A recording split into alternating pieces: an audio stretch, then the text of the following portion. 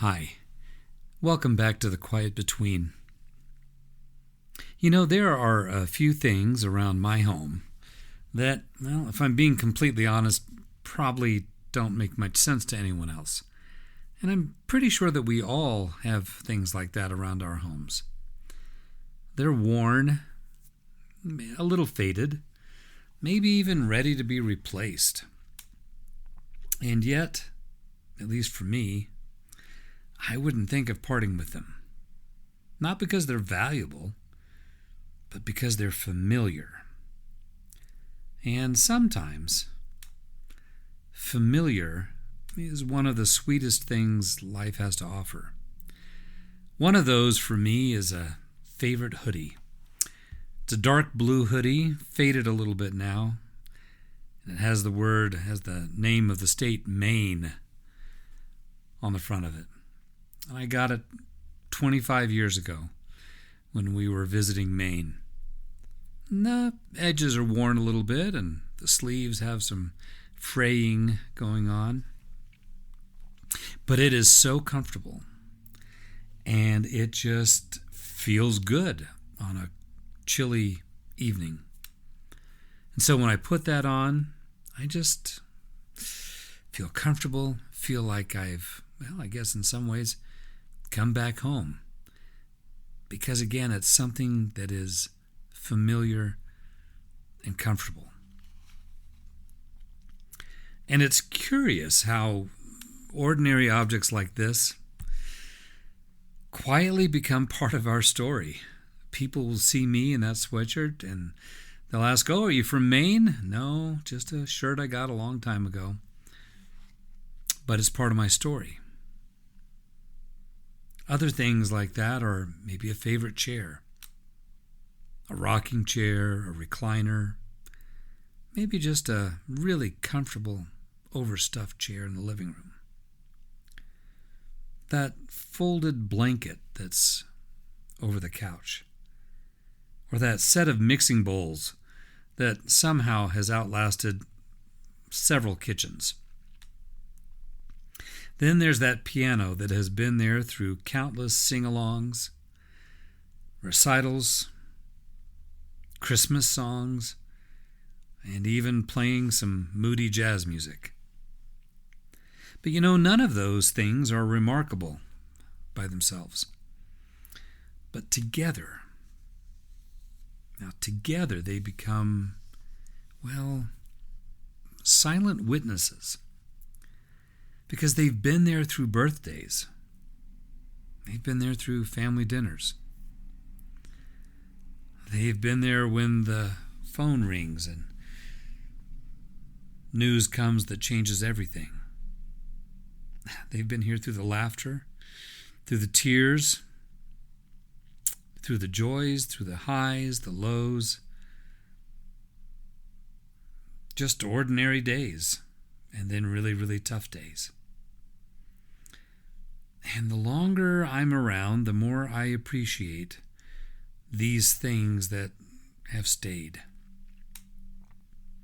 Not because I resist change, because I'm actually a person who thrives on change in a lot of ways. And life has brought plenty of that, that's for sure. But because familiar things remind us that some parts of our story continue to hold us steady. There's comfort in opening the same front door year after year, or walking that same trail. Maybe even hearing the familiar creak in the hallway,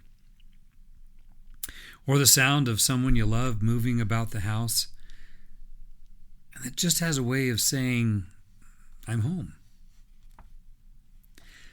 I wonder if that's one reason that certain places become almost sacred to us.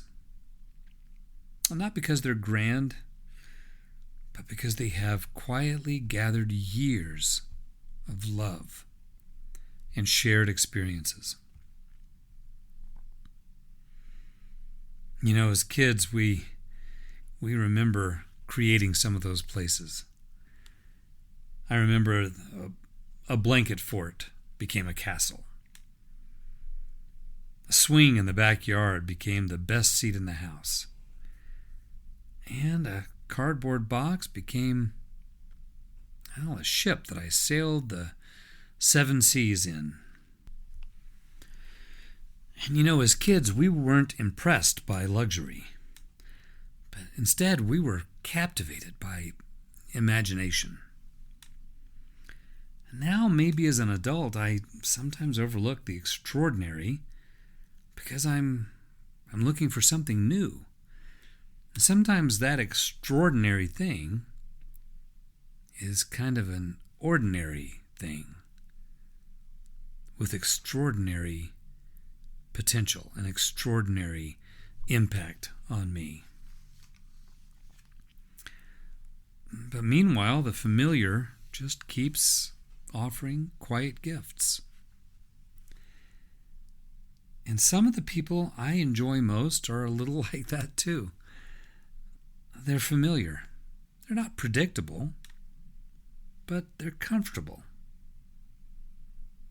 You don't have to perform around them. You don't rehearse your conversations.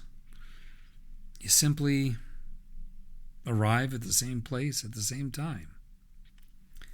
And by the time you're leaving, usually life feels a little lighter. And those friendships are treasures.